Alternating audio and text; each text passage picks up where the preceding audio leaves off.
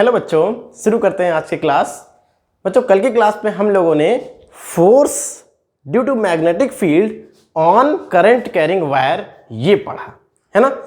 Current carrying wire पर है ना, करंट कैरिंग होना चाहिए। करंट कैरिंग तभी तो चार्जेस मोशन करेंगे और तभी तो मैग्नेटिक फील्ड फोर्स लगा पाएगा। करंट कैरिंग वायर्स पर मैग्नेटिक फील्ड जो फोर्स लगाता है वो फोर्स क्या होता है? I L cross B. यानी मैग्नेटिक फील्ड के आपने टोटल दो फोर्सेस पढ़ लिए। पहला चार्ज पर क्यू वी क्रॉस बी और दूसरा उसी के कारण से करंट कैरिंग वायर पर भी फोर्स लगता है, जिसका फॉर्मूला एक अलग से हमने एक्सट्रैक्ट करके निकाला, आई एल क्रॉस बी। यहाँ पे आई क्या होता है? करंट। एल क्या होता है? वायर की एंड्स के बीच का डिस्प्लेसमेंट, वायर के एंड्स के बीच का डिस्प्लेसमेंट है ना। और बी क्या होता है? Magnetic field. ठीक है, I L B sine theta, ये खुल के बनेगा। कुछ सवाल हम लोगों ने देखे थे ना, आइए देखिए, थोड़ा सा देख ले। मान लीजिए मैग्नेटिक फील्ड है, मान लीजिए मैग्नेटिक फील्ड है, ओहो, मान लीजिए मैग्नेटिक फील्ड है 2 टेस्ला। कितना टेस्ला? 2 टेस्ला। इसमें एक वायर ऐसे रख दिया और उसमें करंट ये है, ठीक है। और इस वायर की जो सीधा वायर है, सीधा ही रहेगा आपकी 12th क्लास में। इस वायर की लंबाई है 2 मीटर और ये मैग्नेटिक फील्ड से 120 एंगल बनाया हुआ है। कितना एंगल बनाया हुआ है मैग्नेटिक फील्ड के बीच में? 120 एंगल बनाए हुए हैं वायर। अच्छा, देखिए, तो जो फोर्स ऑन द वायर है I L B sine theta, I L B sine theta. Current मान लीजिए 2 एम्पियर, सब कुछ 2 एम्पियर करंट, 2 मीटर की लेंथ। और magnetic field is 2 tesla. Sine L और बी के बीच में साइन है 120, साइन 120।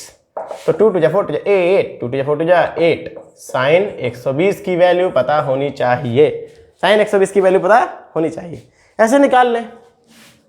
साइन ए प्लस बी होता है, हम लोगों ने 11th क्लास में पढ़ाया था फिजिक्स वाले पोर्शन में, sign A cos B plus cos A sine B. आप साइन ए प्लस बी को और साइन 120 को तोड़ सकते हैं 2 भागों में, 90 प्लस 30, 60 प्लस 60 में भी तोड़ सकते हैं, 90 प्लस 30 में भी तोड़ सकते हैं, किसी में भी तोड़ सकते हैं, 30 प्लस 90 में भी। तो ठीक है, 90 प्लस 30, 30 प्लस 90, 90 प्लस 30 120 हो गया।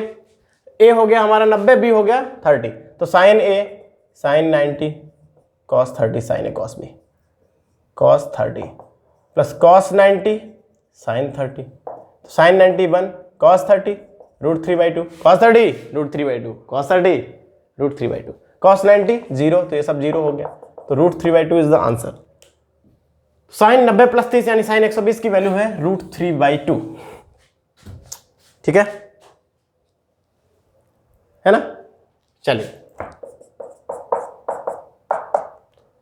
4 रूट 3 न्यूटन। कितना फोर्स? 4 root 3 newton. कितना फोर्स? 4 root 3 newton. अच्छा, इसको मैथ वाले कुछ ऐसे भी लिख देते हैं, sine 90 plus theta is cos theta, उस तरीके से भी उसको सॉल्व कर लेते हैं। ठीक है, किधर? L cross B. एल या तो आप ऐसे हाथ रखिए इस पर, या आप ऐसे हाथ रखिए। ठीक है, आप मैग्नेटिक फील्ड को कंटाप मारना है, ऐसे इसको कंटाप ऐसे नहीं मारते, खिंच गया भीतर। किधर? Into the plane of board. अच्छी बात है, उसको ध्यान रखिएगा। मैग्नेटिक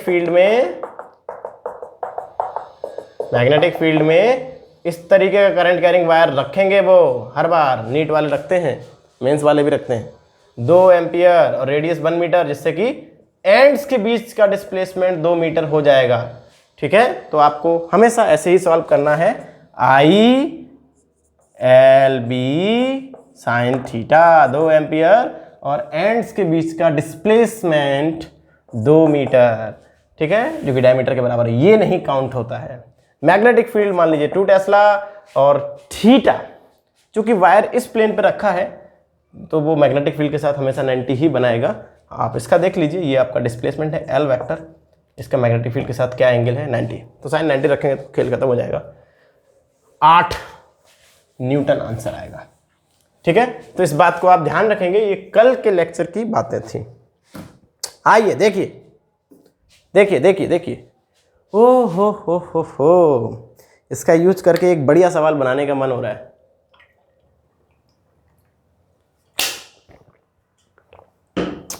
बढ़िया सा सवाल देखिए, बेहतरीन सवाल।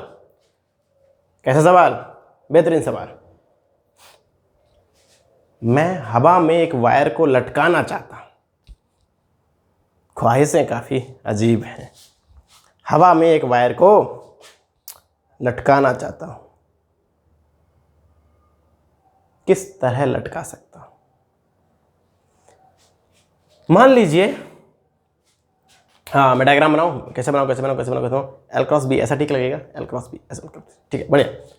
तो मैं बनाऊं, मान लीजिए ऐसा मैग्नेटिक फील्ड, कैसा? ऐसा into the plane of board, क्या ऐसा हवा में मैग्नेटिक फील्ड है, cross cross cross cross cross cross cross cross cross cross cross cross cross cross, और इस मैग्नेटिक फील्ड में मैं ऐसा वायर रखूं, कैसा वायर रखूं? इस तरह, करंट कैरिंग वायर, और आपसे पूछूं कि क्या ये हवा में लटक सकता है? यानी आप इसको इमेजिन कीजिए, क्योंकि ये आपको बोर्ड दिख रहा है, ऐसा बोर्ड के भीतर यहाँ बाहर हवा से ऐसे मैग्नेटिक फील्ड जा रहा है, और हवा में इस तरह वायर रखा है, ऐसा मैग्नेटिक फील्ड है। क्या ये हवा में वायर संभव है लटकना? आप कहेंगे इसमें वेट नहीं है। क्या वेट है? mg, इसमें वेट है mg, तो वायर ऐसे नीचे गिर जाएगा। लेकिन ये हवा में लटक सकता है, क्योंकि हो सकता है कि मैग्नेटिक फील्ड जो फोर्स लगा रहा है वो mg को अपोज कर दे। मैग्नेटिक फील्ड किधर फोर्स लगाएगा? देखिए, अगर वायर ऐसा रखा है, करंट ऐसा जा रहा है, तो L क्रॉस B, क्योंकि मैग्नेटिक फील्ड ऐसे भीतर जा रहा है, तो L cross B magnetic field का फोर्स ऊपर है इस तरह, और mg नीचे है, तो हो सकता है दोनों एक दूसरे को बैलेंस कर दें और ये वायर हवा में लटक जाए। बिल्कुल ऐसे वायर्स को हम हवा में लटका सकते हैं मैग्नेटिक फील्ड के जरिए। मैग्नेटिक फील्ड उसको साध लेगा, उस पर फोर्स लगाएगा L क्रॉस बी ऐसे ऊपर की तरफ, ठीक है। और आपसे कह भी सकते हैं कि कुछ भी पूछ लेंगे, find the value of current in order to suspend this wire. 1 metre का वायर है, बताइए 2 टेस्ला का मैग्नेटिक फील्ड है, कितना करंट हो कि ये इसमें रुक जाए? या ऐसे पूछ लेंगे कि इसमें करंट 2 एम्पियर का है और ये 2 मीटर का वायर है, कितना मैग्नेटिक फील्ड हो कि ये सध जाए हवा में अगर इसका वजन 100 ग्राम है तो? चलिए देखते हैं, इसी सवाल को लाके देखते हैं। mg must be equal to I L B sine 90। इस पे फोर्स कितना लगेगा? L cross B sine 90। mg must be equal to ये होना चाहिए फ्रीली सस्पेंशन के लिए 100 ग्राम है भाई सर। 100 ग्राम का मतलब क्या हो जाएगा? 0.100, 1000 का भाग लगा देंगे तो ये किलोग्राम में बदल जाएगा, है ना? 1 2 3, तो 0.100 किलोग्राम इसका वजन है इस वायर का। अच्छा, ये मास है, तो आप जी का जब मल्टीप्लाई करेंगे तो एक पॉइंट इधर आ जाएगा, तो टोटल वैल्यू हो जाएगी 1, यानी 0.100 में जब 10 का मल्टीप्लाई करेंगे तो क्या हो जाएगा? 1 आंसर आ जाएगा।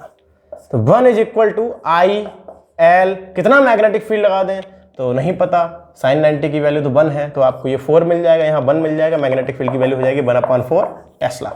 यानी इस वायर को साधने के लिए, 100 ग्राम के वायर को साधने के लिए, जिसमें करंट 2 एम्पियर का दौड़ रहा है, उसको साधने के लिए आपको 1/4 यानी 0.25 टेस्ला मैग्नेटिक फील्ड अप्लाई करना पड़ेगा इस डायरेक्शन में। ठीक है, इस तरह आप वायर को फ्रीली सस्पेंड कर सकते हैं हवा में with the help of magnetic field. कुल मिला के उसके वेट को कोई ना कोई फोर्स तो जरूर बैलेंस करना चाहिए, ऐसे हो जाएगा। ये भी बहुत अच्छा सवाल, ऐसा सवाल बन जाता है आपका कॉम्पिटिशन्स में। ठीक है, तो इससे होता क्या है, असल में ऐसी बातों को डिस्कस करने से हमारा कोई उद्देश्य कॉम्पिटिशन क्लियर कराना नहीं है ना। ऐसी बातों को डिस्कस करने से बच्चे को दिमाग में आता है बढ़िया चीज़, मज़ेदार चीज़, दिमाग डेवलप होता है ना। कॉन्सेप्ट है वो अंदर तक जाता है, समझ आता है, वो अच्छी बात है। आज का जो हमारा टॉपिक है, ये जो force on the wire due to magnetic field था, ये कल का टॉपिक था। आज हम एक नई चीज़ डिस्कस करेंगे, इस चैप्टर में उतरने का काम करने लगे हैं हम। गैल्वेनोमीटर पढ़ाना है 1-2 दिन बाद, और फिर हमारा चैप्टर खत्म हो जाएगा। ध्यान दीजिए, चैप्टर को खत्म करने के बाद हम इस पूरे चैप्टर का एक बार रिवीजन जरूर करेंगे। जिस समय हम रिवाइज कराएंगे उस समय आपको एनसीईआरटी पढ़नी है। एमसीक्यूज बहुत सारे बच्चे परेशान हो रहे हैं, उसका कारण ये है, देखिए हमारी प्रॉब्लम ये है कि हम एमसीक्यूज कोई बाज़ार में ऐसी कोई अभी बुक लॉन्च नहीं हुई है, होगी भी कैसे। सीबीएसई 1 साल में 3-3 बार अपना पैटर्न चेंज करती है, कोई बेचारा बुक पब्लिशर परेशान हो जाता है ना। सबसे अच्छा तरीका हमने आपको बताया, जितना भी नीट का आदमी होता है, जितना भी मेंस की तैयारी करने जाते हैं लोग, सबसे ये कहा जाता है, सबसे इम्पॉर्टेंट बात है, उसके बाद ही आप कोचिंग ज्वाइन करें। तो सीबीएसई के लिए भी हम यही आपसे कहेंगे, और कहीं आपको जाने की ज़रूरत भी नहीं है इसके लिए। हमारे चैप्टर ख़त्म होने के बाद एनसीईआरटी के पैराग्राफ्स पढ़िए, और एक पैराग्राफ से हर बार कोशिश कीजिए 2 या 3 क्वेश्चन निकालने की अपने आप कि इससे क्या क्वेश्चन बन सकता है, कौन कौन से इससे क्वेश्चन बन सकते हैं इस पैराग्राफ से। छोटे छोटे क्वेश्चन, शॉर्ट क्वेश्चन, न्यूमेरिकल्स नहीं, छोटे छोटे क्वेश्चन, है ना। कोई आपको ऐसा शब्द मिल जाए, उसका नाम मिल जाए, खास स्पेशल नाम कि अच्छा बताइए इसको और क्या बोलते हैं, उसका दूसरा नाम, ऐसा करके, है ना। तो बच्चे लोग कर लेते हैं, बहुत आसान होता है। हाँ, लेकिन उसके लिए आपको टाइम निकालना पड़ेगा। हम इतना तेज कभी नहीं चलते कि आपको रफ्तार ऐसी महसूस हो कि नहीं एक के बाद एक चैप्टर होते जा रहे हैं, समझ नहीं पा रहे हैं। बिल्कुल, ये काम चोरी वाली बात है। चैप्टर खत्म होने के बाद जिस दौरान हम एनसीईआरटी के एग्जाम्पल्स और एक्सरसाइज कराते हैं, उस दौरान आप उनके पैराग्राफ्स को पढ़िए। एटलीस्ट मैग्नेटिज्म से स्टार्ट कर दीजिए। फर्स्ट, सेकंड, थर्ड चैप्टर आप बाद में कर लीजिए, क्योंकि आपको पता नहीं था कि एमसीक्यू जाएंगे, इसलिए आपने नहीं पढ़े। कोई बात नहीं, एटलीस्ट इस चैप्टर से आप उसके पैराग्राफ्स को पढ़ना स्टार्ट कीजिए। क्वेश्चंस अपने आप निकालिए। एनसीईआरटी जो वहाँ बगल में जगह होती है, निकाल के वहाँ लिखिए, यहाँ से ये क्वेश्चन बन सकता है, उसका ऐसे आंसर हो जाएगा, यहाँ पे ये क्वेश्चन बन सकता है। हर पैराग्राफ से 2-3 क्वेश्चन निकालने का प्रयास कीजिए। जिससे नहीं निकलते हैं, कोशिश करेंगे आप तो निकलेंगे। ठीक है, अगर बिल्कुल ही नहीं निकलते तो बहुत अच्छी बात है, कोई बड़ी बात नहीं है, ऐसा भी हो सकता है। ठीक है। अगर आपने ऐसा कर लिया तो ना ही केवल आपके बोर्ड्स अच्छे हो जाएंगे, नीट और जेईई मेंस में भी आपको बहुत फ़ायदा मिलेगा। ठीक है, कोई पैराग्राफ ना समझ में आता है तो हमसे पूछिए। आइए देखिए, आज जो हमको पढ़ना है वो है force between parallel wires. Force बहुत फेमस टॉपिक है सीबीएसई के लिए। सीबीएसई के लिए बहुत ज़्यादा अच्छा टॉपिक है इस पूरे चैप्टर में, फोर्स बिटवीन पैरेलल वायर्स। भाई साहब, वायर तो कॉपर के होते हैं, कॉपर के वायर एक दूसरे पे क्यों फोर्स लगाएंगे।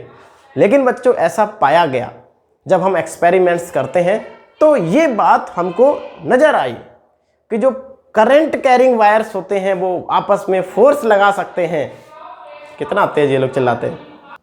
चलिए, तो ऐसा पाया गया कि करंट कैरिंग वायर्स आपस में फोर्स लगा सकते हैं। ये आपको अभी थोड़ा उत्सुकता, बस आप सुन रहे होंगे ऐसा कैसे हो सकता है, मैग्नेट फोर्स लगा लेती है, हमने सुना है। चलिए, मैग्नेटिक फील्डें, मूविंग चार्जेस पर फोर्स लगा लिए, बहुत अच्छी बात है। मूविंग चार्ज पर फोर्स लगा लेता है तो करंट कैरिंग वायर पे भी मैग्नेटिक फील्ड फोर्स लगा लेगा। इस तरह हमने करंट कैरिंग वायर की भी थ्योरी पढ़ ली, बहुत बढ़िया। अब ये कौन सी नई बात है, एक नए टाइप का फोर्स आपको बता रहे हैं कि करंट कैरिंग वायर्स ऐसे ही नहीं, नॉर्मल वायर्स नहीं, करंट कैरिंग वायर्स आपस में फोर्स लगा लेते हैं। हम लोग केवल पैरेलल वायर्स को पढ़ेंगे। देखिए जरा, करते क्या है, एक हमारा एक्सपेरिमेंट दिया गया है, ऐसे कर सकते हो, आप भी कर सकते हो। आप एक बीकर लीजिए, उसमें नमक घोल लीजिए पानी में। पानी में नमक इसलिए घोलना है जिससे कि पानी कंडक्ट करा दे बिजली को, करंट को कंडक्ट कराना जरूरी है। उसमें आप 2 तार ऐसे डालिए, तार डालिए, ठीक है, और कुछ नहीं। इन दोनों तारों को ऐसे आप जोड़िए और यहाँ पे एक सर्किट बनाने का प्रयास कीजिए, सर्किट बनाने का प्रयास कीजिए, सर्किट बनाने का प्रयास कीजिए। कुछ इस तरह, कुछ इस तरह। चलिए, मान लीजिए यहाँ पे मैं ऐसे बैटरी लगा दूँ इस तरह, ठीक है, सिंपल सर्किट। क्या है, एक सेल है 9 वोल्ट का, आप ले सकते हैं बाजार में जो मिलता है आपका, 15 रुपये का बैटरी आता है छोटा सा। उससे आप 2 वायर को, लंबे वायर को ऐसे डाल सकते हैं। 1 मीटर मान लीजिए इनकी लेंथ है, ठीक है। ध्यान दीजिए, इनके सेपरेशन को नोटिस कीजिए। मान लीजिए आपने इनके बीच का सेपरेशन 10 सेंटीमीटर रखा है, 10 सेंटीमीटर ऑब्जर्वेबल है, आराम से इतना। करंट कैसे जाएगा साहब, ऐसे जाएगा, ऐसे जाएगा, ऐसे जाएगा। नमक घोल के रखा है यानी करंट ऐसे मुड़ के ऐसे चला जाएगा। तो आप देखेंगे कि ये जो पैरेलल वायर्स हैं ये एक दूसरे को अट्रैक्ट या रिपेल करेंगे, और वो आपको पता चल जाएगा इन दोनों वायर के बीच की दूरी या तो बढ़ेगी या दूरी घटेगी जैसे ही करंट ऑन करेंगे तब। जब आप ऐसा करके देखेंगे तो आप थोड़ा सा परेशान हो जाएंगे कि ऐसा हो कैसे गया। हवा बंद रखिए, पंखे के कारण से पानी थोड़ा बहुत चलेगा, उस कारण से इस वायर के मोशन को दिक्कत होगी। हवा बंद रखिए तो आप बहुत क्लियरली वायर को पास और वायर को दूर दूर जाता हुआ पाएंगे, ठीक है। पानी में वायर्स आसानी से इधर उधर हिलडुल सकते हैं। तो वायर्स एक दूसरे को अट्रैक्ट कर रहे हैं, वायर एक दूसरे को रिपेल कर रहे हैं। जैसे ही करंट ऑन करेंगे, नॉर्मल ऐसे होते अट्रैक्ट कर जाएंगे, जैसे ही करंट ऑन करेंगे ऐसे दूर दूर हो जाएंगे। अट्रैक्शन और रिपल्सन वायर के बीच में होता है, करंट कैरिंग वायर के बीच में। ऐसा कैसे हो गया? कॉपर का वायर तो फोर्स नहीं लगाता। कॉपर अगर फोर्स लगाता तो पहले भी लगाता, उसमें करंट की क्या जरूरत थी? करंट आने पर ही क्यों फोर्स लगाता है वायर दूसरे वायर पर? ये हमको आज पढ़ना है, ठीक है। बहुत अच्छा एक्सपेरिमेंट आप घर पर करके देख सकते हैं। ठीक है, बात को मेरी समझिए, लंबे वायर होने चाहिए, इतने छोटे नहीं होने चाहिए कि वो हिल भी ना पाए, है ना। छोटी चीज़ जो होती है उसको मोड़ने में या मोशन करने में दिक्कत होती है। लंबे वायर होते हैं तो वो आसानी से इधर उधर हिल सकते हैं। अच्छा, कैसे एक वायर दूसरे वायर पर फोर्स लगा सकता है? देखिए बहुत आसान है। मान लीजिए एक वायर है, wire number 1, wire number 1, wire number 1। भाई साहब, अगर ये करंट कैरिंग वायर है तो इसके आसपास के रीजन में मैग्नेटिक फील्ड होगा, इसके द्वारा बनाया गया मैग्नेटिक फील्ड। ठीक है, तो पहले वायर ने अपने आसपास के रीजन में साहब क्या बनाया होगा? मैग्नेटिक फील्ड बनाया होगा। कैसा बनाया होगा? ऐसा वायर है, इधर से घूमेगा मैग्नेटिक फील्ड, इधर अंदर जाएगा, यानी इधर से बाहर निकलेगा, इधर अंदर जाएगा, यानी इधर जो मैग्नेटिक फील्ड होगा वो डॉटेड लाइन से हम दिखा सकते हैं, और इधर वाले मैग्नेटिक फील्ड को हम कैसा दिखाएंगे? Cross cross cross cross cross cross cross cross cross cross cross cross cross cross. बच्चों, एक करंट कैरिंग वायर अपने आसपास के रीजन में क्या क्रिएट करता है? मैग्नेटिक फील्ड क्रिएट करता है। इधर से निकला और इधर घुसा, इधर डॉट इधर क्रॉस। एक करंट कैरिंग वायर अपने आसपास के रीजन में क्या बनाता है? मैग्नेटिक फील्ड बनाता है। ये रही हमारी एक बात। अब इस मैग्नेटिक फील्ड या इस मैग्नेटिक फील्ड में अगर आप दूसरा वायर रख देंगे तो जरा बताइए, ये जो मैग्नेटिक फील्ड आपको दिख रहा है क्रॉस क्रॉस क्रॉस, क्या इस वायर पे फोर्स लगा सकता है? अभी तो नहीं, लेकिन अगर इस वायर में करंट हुआ तो जरूर फोर्स लगा सकता है, क्योंकि मैग्नेटिक फील्ड में आप एक वायर को रख रहे हैं। और ये हम अभी अभी कल की क्लास में पढ़े थे कि मैग्नेटिक फील्ड में अगर आप एक करंट कैरिंग वायर रखेंगे तो उस पर फोर्स लग जाएगा। तो इस मैग्नेटिक फील्ड में अगर आपने दूसरा करंट कैरिंग वायर रख दिया तो उस पर क्या लगेगा? फोर्स लगेगा, और बहुत बढ़िया सा फोर्स लगेगा। ठीक है, चाहे करंट ऊपर की डायरेक्शन में हो तो फोर्स अलग लगेगा, नीचे की डायरेक्शन में होगा तो फोर्स दूसरी डायरेक्शन में लग जाएगा। इस तरह एक वायर दूसरे वायर पर फोर्स लगा लेता है। देख रहे हैं, टच तो नहीं होते, फिर भी उसको अट्रैक्ट और रिपेल कर लेते हैं। कैसे? एक वायर ने अपने आसपास क्या बनाया? मैग्नेटिक फील्ड, और उस मैग्नेटिक फील्ड ने दूसरे वायर पर फोर्स लगा दिया। सिमिलरली दोनों एक दूसरे पे लगाएंगे ऐसा नहीं है। सिमिलरली, क्योंकि ये भी करंट कैरिंग वायर है तो इसके भी आसपास मैग्नेटिक फील्ड होगा, इसका खुद का, दूसरे वायर का। ठीक है, और वो मैग्नेटिक फील्ड ऐसा होगा, इधर dot dot dot dot dot dot dot dot, इधर क्रॉस क्रॉस क्रॉस। और आपने अगर इसके वायर के मैग्नेटिक फील्ड में पहला वायर रखा है तो पहले वायर पर भी क्या लगेगा? फोर्स लगेगा। तो ये कितना मजेदार है। एक वायर अपने आसपास मैग्नेटिक फील्ड बना रहा है, उसमें जब आप दूसरा वायर रख देंगे करंट कैरिंग वायर तो मैग्नेटिक फील्ड उस पर फोर्स लगाएगा। और दूसरा वायर चूंकि करंट कैरिंग है तो उसका भी खुद का मैग्नेटिक फील्ड होगा, उसमें पहला वायर रखा हुआ है तो पहले वायर पर भी फोर्स लगेगा। तो दोनों वायर एक दूसरे पे क्या लगाते हैं? फोर्स लगाते हैं, क्योंकि दोनों वायर एक दूसरे के मैग्नेटिक फील्ड में रखे हैं। क्योंकि दोनों वायर एक दूसरे के मैग्नेटिक फील्ड में रखे हैं, इसलिए उन पे फोर्स लग रहा है। तो आपको ये बात समझ तो आ गई होगी। हमको अब क्या करनी है? कैलकुलेशन करनी है। ठीक है, देखिए पैरेलल वायर्स के बीच में फोर्स बहुत अच्छा टॉपिक है, मजेदार टॉपिक है। आइए देखिए,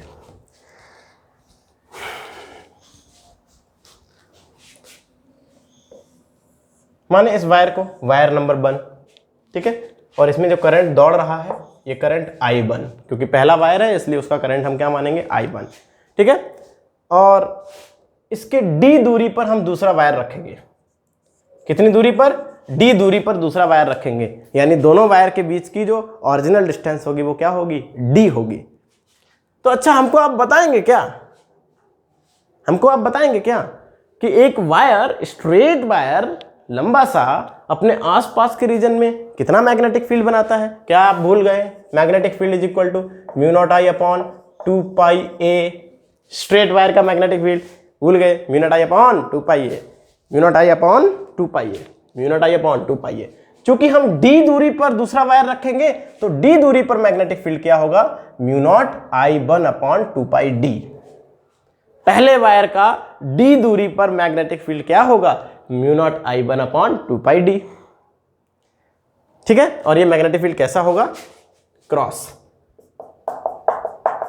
इस तरह मैं बना देता हूं। भाई साहब, ये जो मैं मैग्नेटिक फील्ड बना रहा हूं ये फर्स्ट वायर का है ना, और इस मैग्नेटिक फील्ड में मैं एक वायर रख दूंगा जिस पर फोर्स अपने आप लगेगा। तो ये वायर उस वायर पर कैसे फोर्स लगा रहा है? आसपास मैग्नेटिक फील्ड बना के खींच लेता है या धक्का मार देता है। ठीक है, रखिए रखिए रखिए रखिए, रख दिया। मान ले करंट इस डायरेक्शन में है, पहले वाले की ही डायरेक्शन में, I2 करंट। ठीक है, ये आपका पहला हो गया। इसको अब आप दिमाग से हटा दीजिए, इसको आप दिमाग से निकाल दीजिए, अलग रखिए इसको, अलग रखिए इसको। अच्छा, एक आपने थ्योरी पढ़ी है कि अगर मैग्नेटिक फील्ड में वायर को रख दें, ये मैग्नेटिक फील्ड में वायर रखा है ना, किसका मैग्नेटिक फील्ड है? इसका। किसी चुंबक का मैग्नेटिक फील्ड नहीं है, इलेक्ट्रोमैग्नेट का मैग्नेटिक फील्ड नहीं है, या परमानेंट मैग्नेट का नहीं है, इसका मैग्नेटिक फील्ड है। किसी मैग्नेटिक, इतना मैग्नेटिक फील्ड, किसी मैग्नेटिक फील्ड में वायर रखते हैं तो उस पर फोर्स लगता है। फोर्स क्या लगता है बताइए? फोर्स लगता है I current in the wire, जो कि इस समय I2 है, L क्रॉस B। आप बताएंगे L क्रॉस B क्या है, मतलब उनके बीच का एंगल क्या है? L इधर है और B भीतर है, तो L और B के बीच का एंगल 90 है, तो हम ILB साइन 90 लिखने की आवश्यकता भी नहीं है। तो इस वाले वायर पर फोर्स कितना लगेगा साहब? I current in the wire, L length of the wire जो भी रहेगा, B मैग्नेटिक फील्ड जिसमें ये वायर रखा है, यानी मुझे B1 लिखना पड़ेगा क्योंकि वो पहले वायर का मैग्नेटिक फील्ड है। तो फॉर्मूला आ जाएगा फोर्स I2L, B1 की वैल्यू क्या है? Mu naught I1 upon 2 pi D। तो फोर्स हो जाएगा mu naught I1 I2 L upon 2 pi D, पूरे L लेंथ के वायर पर फोर्स, पूरे L लेंथ के वायर पर फोर्स। इस तरह हम लोग दो पैरेलल वायर्स के बीच में फोर्स बड़े आराम से निकाल सकते हैं। ठीक है, देख लिया आप लोगों ने? बिल्कुल। अच्छा साहब, इसको कुछ नाम दे दें, force on two due to one. ठीक है, जिसके कारण है वो मैंने ऊपर लिखा है। जो फोर्स लगा रहा है, सीधी सी बात है, वो बलशाली होगा, है ना, नॉर्मली, इसलिए उसको हमने ऊपर दर्जा दिया है। Force on 2 by 1, mu naught I1 I2 L upon 2 pi D। ठीक है, चलिए अब हम निकाल लें कि दूसरे ने पहले पर कितना फोर्स लगाया। दूसरे ने पहले पर कितना फोर्स लगाया, मैं इसको मिटा दूं क्योंकि अब मुझे पहले दूसरा वाला वायर बनाना पड़ेगा, आप लोग मत मिटा लिए। और D दूरी पर इसका जो मैग्नेटिक फील्ड होगा वो कैसा होगा? बाहर की तरफ, यानी dot dot dot dot dot dot dot dot dot dot dot. और ये मैग्नेटिक फील्ड क्या होगा? एक वायर का मैग्नेटिक फील्ड निकालना है साहब, B2 दूसरे वायर का, mu naught I2 upon 2 pi D, mu naught I upon 2 pi D, mu naught I upon 2 pi D, D दूरी पर मैग्नेटिक फील्ड। अच्छा साहब, इसमें आप एक वायर रखना चाहते हैं, हाँ, उसमें करंट कितना है? I1। ठीक है, तो इस वाले वायर पर, पहले वायर पर जो फोर्स लगेगा, फोर्स जो लगेगा ILB। ठीक है, इसके अंदर करंट कितना जा रहा है? I1, जिस पर हम फोर्स देख रहे हैं कि साहब इसमें करंट कितना है? I1। इसकी लेंथ कितनी है जिस पर फोर्स देख रहे हैं? L। और ये किस मैग्नेटिक फील्ड में रखा है? B2, उसके मैग्नेटिक फील्ड में रखा है। 90 है ना लेंथ, और मैग्नेटिक फील्ड बाहर निकल रहा है, ये वायर और ये मैग्नेटिक फील्ड, तो 90 है, तो साइन 90 लिखने की आवश्यकता नहीं है। F is equal to I1 L और B की वैल्यू लिख दिए, mu naught I2 upon 2 pi D। और आप देखिए दोनों फॉर्मूले सेम आते हैं, mu naught I1 I2 L upon 2 pi D। Force on 1 by 2, और दोनों फोर्स इक्वल होंगे। उसका कारण है न्यूटन्स थर्ड लॉ। अगर एक वायर ने दूसरे वायर को फोर्स लगाया है तो दूसरा वायर भी पहले वायर को फोर्स लगाएगा और उतना ही लगाएगा। ठीक है, mu naught I1 I2 L upon 2 pi D। Directions opposite होंगी, अभी हम डायरेक्शंस भी देख लेते हैं। अच्छा, इस पे फोर्स किधर लग रहा है देखिए जरा, L क्रॉस B करिए, इसका L इधर है, L और B बाहर है, L क्रॉस B इधर है फोर्स की direction, L cross B, L cross B, L cross B towards इधर। ठीक है, और ये वाला वायर इस पर जो फोर्स लगा रहा था उसका फोर्स देखेंगे तो आपको पता चल जाएगा, अपोजिट डायरेक्शंस में ही आपस में फोर्स लगा रहे हैं, वो न्यूटन थर्ड लॉ का पूरा ओबे कर रहे हैं। असल में इसका जो मैग्नेटिक फील्ड था वो देखना पड़ेगा पहले, जो कि मैंने मिटा दिया है। क्रॉस कर दीजिए, L cross B, L cross B इधर, L क्रॉस B इधर। आप देख रहे हैं फोर्स इक्वल एंड अपोजिट, इसने उसको उधर, उसने उसको उधर, यानी दोनों वायर एक दूसरे को अट्रैक्ट कर रहे हैं, दोनों वायर एक दूसरे को अट्रैक्ट कर रहे हैं, दोनों वायर एक दूसरे को अट्रैक्ट कर रहे हैं। करंट सेम डायरेक्शन में है तो अट्रैक्ट कर रहे हैं। यकीनन अगर करंट अपोजिट डायरेक्शन में होगा तो रिपेल करेंगे। फोर्स का फॉर्मूला यही आएगा। लेकिन वो आपस में क्या करने लगेंगे? रिपेल करने लगेंगे। केवल आप इसमें स्टाइल आगे लिख देंगे, if the current is in opposite direction then the two wires repel each other with the same force. ठीक है, चलिए बहुत अच्छी बात। उम्मीद करते हैं आपको ये कॉन्सेप्ट समझ में आया होगा, ये एक्सपेरिमेंट समझ में आया होगा और ये फोर्स भी समझ में आया होगा। कैसे एक वायर दूसरे वायर पे फोर्स लगा लेता है। असल में एक वायर अपने आसपास मैग्नेटिक फील्ड क्रिएट करता है जिसमें दूसरा वायर आ जाता है और मैग्नेटिक फील्ड तो वायर पे फोर्स लगाता ही लगाता है। ठीक है, ILB B1 में दूसरा वायर आ जाता है, पहले वायर के मैग्नेटिक फील्ड में दूसरा वायर आ जाता है। ठीक है, तो ये बहुत अच्छा कॉन्सेप्ट है और CBSE जो है वो इससे काफ़ी क्वेश्चंस पूछ लेती है। ठीक है, आइए देखिए, तो हम क्या करते हैं, इसके सवाल लगा लेते हैं, थोड़े सवाल लगा लेते हैं, उसके बाद इस पर और भी चर्चाएं करेंगे। देखिए सवाल, मान लें वायर 1 और वायर 2 करंट सेम डायरेक्शन में है, 2 एम्पियर 3 एम्पियर 1 मीटर की दूरी पर है, जिससे कि हमें ये पता चले कि 1 मीटर की दूरी पर आपस में कितना फोर्स लगा सकते हैं। दूरी बेशक बहुत ज़्यादा है ये। ठीक है, तो देखते हैं, एक अंदाज़ा पता चल जाएगा। 2 एम्पियर 3 एम्पियर नॉर्मल करंट्स हैं जो हमारे वायर्स में रहते हैं। ठीक है, 3 4 5 एम्पियर तक तो हमारे वायर्स में करंट रहते हैं।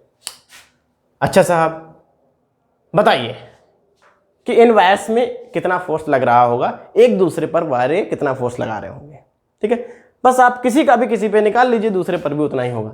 तो हम 1 2 ना लिख के सीधा फोर्स ही लिख देते हैं, μ0 I1 I2 L/2 pi d। d is the दूरी, L आप दोनों की किसी एक पर लेंथ निकाल लीजिए, या हम ऐसा करें फोर्स पर यूनिट लेंथ निकाल लें। ऐसा भी बोर्ड बहुत बार पूछ लेता है। L को नीचे ले जाइए, फोर्स पर यूनिट लेंथ, क्योंकि बहुत बार वायर की लेंथ नहीं दी जाती है। ठीक है, फोर्स पर यूनिट लेंथ, तो μ0 यूनिट लेंथ पर कितना फोर्स लग रहा है ये चीज़। ठीक है, पूरी लेंथ पर कितना लगेगा तो ये लेंथ पता होती तो हम यहाँ लिख देते कि भाई साहब इसकी लेंथ जो है 4 मीटर है, इसकी भी लेंथ 4 मीटर है। तो ये वायर 4 मीटर के वायर पर कितना फोर्स लगाएगा उसकी लेंथ देख लेते, फिर कर लेते हैं ना। चलिए कर, 4 पाई 10⁻⁷ μ0 की वैल्यू है। I1 I2 2 × 3 2 पाई, d की वैल्यू 1, 2 पाई से कटा 2 बार, 2 3 6 6 2 12, 2 3 6 6 2 12, 12 × 10⁻⁷ newton per metre force per unit length. आप ये देख सकते हैं कि फोर्स बहुत बहुत बहुत वीक है, 10⁻⁷। आमतौर पर ये फिनोमिना आपको दिखाई नहीं देगा। अगर बहुत हाई करंट्स हों और वायर काफ़ी पास पास हों तो वो चिपक जाते हैं, क्योंकि सेम डायरेक्शन में फोर्स कैसा लगता है, अट्रैक्टिव फोर्स लगता है, और वो क्या हो जाते हैं, चिपक जाते हैं।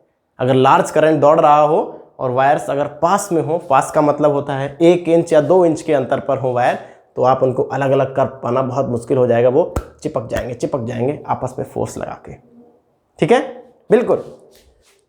यहाँ पे तो बहुत वीक आ रहा है, 1 मीटर भी बहुत ज़्यादा हो जाता है भाई। बढ़िया है, 2 पैरेलल वायर्स के बीच में फोर्स सेम डायरेक्शन में था इसलिए अट्रैक्टिव, सेम डायरेक्शन में था इसलिए अट्रैक्टिव। चलिए अभी रिपल्सिव देख लेते हैं। अपोजिट डायरेक्शन में आप करंट कर देंगे तो ये वायर्स अगर आप किनारे पर इनको पकड़ के रखेंगे तो ये वायर ऐसे हो जाएंगे, फूल जाएंगे, एक दूसरे को फोर्स लगाएंगे, रिपल्सिव नेचर का, इसलिए इसे फूल जाएंगे। आइए देखिए, थोड़ा सा बढ़िया सवाल लगा लेते हैं। मान लें वायर्स बहुत पास पास हैं और अट्रैक्ट कर रहे हैं, एक दूसरे को अट्रैक्ट करने की कोशिश करेंगे, सेम डायरेक्शन में है तो वायर के बीच की दूरी आप माने 2 सेंटीमीटर। ठीक है ना, आप तो बहुत बढ़िया, काफ़ी पास पास आ गए हैं, बाकी खुद ही आ जाएंगे ये लोग पास पास फोर्स लगा के। करंट आप मान लीजिए 5 एम्पियर और इसमें मान लीजिए आप 10 एम्पियर का करंट। ठीक है, चलिए force per unit length on each wire. ठीक है, अगर वो वायर की लेंथ देते हैं, माने कि दूसरे वायर पर आप फोर्स निकालिए, फॉर्मूला तो सेम ही है, μ0 I1 I2/2 पाई L 2 पाई d, है ना। तो उसकी लेंथ भी देंगे, लेंथ नहीं दी है तो force per unit length, force is equal to μ0 I1 I2 L/2 pi d। तो force per unit length, length नीचे ले आइए, μ0 4 पाई 10 की power -7, I1 I2 5 × 10 upon 2 pi d 2 centimetre यानी 0.02। 2 पाई से ये 2 बार कटा, ये हटा, ऊपर 0 0 2 बढ़ा, 2 से ये कटा, खत्म। तो 5 50 और ये हो गया 50 के बाद 2 0 और यानी 5000, 5 पे 3 0। तो 5000 × 10 की पावर -7 न्यूटन पर मीटर यानी 1 मीटर वायर पर इतना फोर्स लगेगा, फोर्स पर यूनिट लेंथ। इसको आप सेट कर दीजिए 5 × 10 की पावर -4 न्यूटन पर मीटर। ठीक ठाक फोर्स है ये, फोर्स ठीक ठाक फोर्स है, वायर्स को एक दूसरे पे अट्रैक्ट कराने के लिए काफ़ी है। ठीक है, बहुत बढ़िया।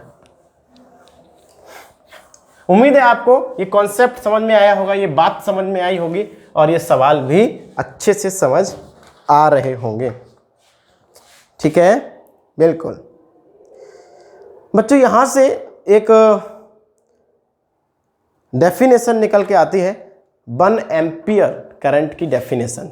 ठीक है, और ये बोर्ड आपसे पूछ लेता है, और आपने देखा होगा 11th क्लास की केमिस्ट्री और फिजिक्स में 1 एम्पियर जो फंडामेंटल यूनिट्स हैं, है ना, फंडामेंटल यूनिट्स आप जानते हैं कौन होती हैं, जो किसी पर डिपेंड नहीं करती, उनकी डेफिनेशंस दी गई हैं और काफ़ी अजीब अजीब डेफिनेशंस दी गई हैं, बड़ी बड़ी। और आपसे ऐसा बोला गया था कि इन्हें याद ना करें।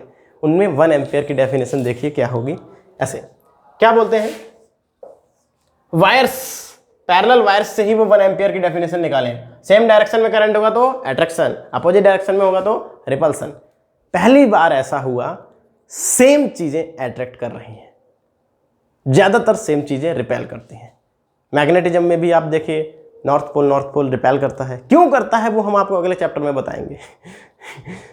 ठीक है, पॉजिटिव चार्ज रिपेल करता है, नेगेटिव चार्ज रिपेल करता है। पहली बार ऐसा हुआ है सेम चीज अट्रैक्ट कर रही है, अपोजिट चीज रिपेल कर रही है। ठीक है, तो ध्यान रखिए इस चीज को। आइए देखिए, force is equal to μ0 I1 I2 L upon 2 pi d। मान लें ये दूरी 1 मीटर, ये दूरी क्या मान लें, दोनों वायर्स के बीच की 1 मीटर, और दोनों वायर की लेंथ भी क्या मान लें, 1 मीटर की। दोनों वायर की लेंथ भी क्या मान लें, 1 मीटर की। तो 1 मीटर हो गया, ये भी 1 मीटर हो गया। ठीक है, और करंट भी आप 1 रखिए। तो फोर्स क्या आएगा, इस तरीके से इसको डिफाइन करते हैं, μ0 1 × 1 अपॉन 2 पाई 1। μ0 की वैल्यू क्या हो जाती है साहब, 4 पाई 10 की पावर -7, 2 पाई से कटेगा 2। यानी अगर करंट इन दोनों वायर में 1 एम्पियर है, एग्जैक्ट 1 एम्पियर है, और ये दोनों वायर एग्जैक्ट 1 मीटर की दूरी पर हैं, और ये 1 मीटर के वायर हैं, तो इनके बीच में जो फोर्स लगेगा वो 2 × 10 की पावर -7 न्यूटन लगेगा। ठीक है, लेंथ मैंने 1 मीटर ले ली है। तो 1 एम्पियर को ऐसे डिफाइन करेंगे कि 1 मीटर के वायर 1 मीटर के वायर 1 मीटर की दूरी पर अगर रखे हों, 1 मीटर के वायर 1 मीटर की दूरी पर अगर रखे हों, और उनके बीच में फोर्स अगर 2 × 10 की पावर -7 न्यूटन लग रहा हो, एक दूसरे पर कितना फोर्स लगा रहे हो, 2 × 10 की पावर -7 न्यूटन, तो पक्की बात है उनके अंदर 1 एम्पियर का करंट दौड़ रहा होगा। तो पक्की बात है उनके अंदर 1 एम्पियर का करंट दौड़ रहा होगा, चाहे सेम डायरेक्शन चाहे अपोजिट डायरेक्शन। ठीक है, फिर से सुन लीजिए, 1 मीटर के वायर 1 मीटर की दूरी पर रखे हों, 1 मीटर के वायर 1 मीटर की दूरी पर रखे हों, और उनके बीच में फोर्स 2 × 10 की पावर -7 न्यूटन लग रहा हो, तो पक्की बात है उनके अंदर 1 एम्पियर करंट दौड़ रहा होगा। इस तरह 1 एम्पियर को डिफाइन करते हैं। आपको याद आ गया होगा 1 टेस्ला की डेफिनेशन इसी तरह डिफाइन की गई है। ठीक है, बिल्कुल, बहुत अच्छे, वेरी गुड। ओके बच्चों, अगली क्लास में हम लोग इससे रिलेटेड 1-2 न्यूमेरिकल्स और लगाएंगे, क्योंकि हर बार हम नेक्स्ट क्लास का थोड़ा सा कनेक्ट करने की कोशिश करते ही हैं कि लास्ट क्लास में हमने क्या पढ़ा था। और फिर स्टार्ट करेंगे एक बहुत इंपॉर्टेंट चीज़, गैल्वेनोमीटर, उसका प्रिंसिपल, और उस पर धीरे धीरे बारी बारी से उसको समझने का प्रयास करेंगे। ओके बच्चों, आज की क्लास में इतना ही। उम्मीद करते हैं सभी बच्चे अच्छे से पढ़ रहे होंगे। ठीक है, थैंक यू।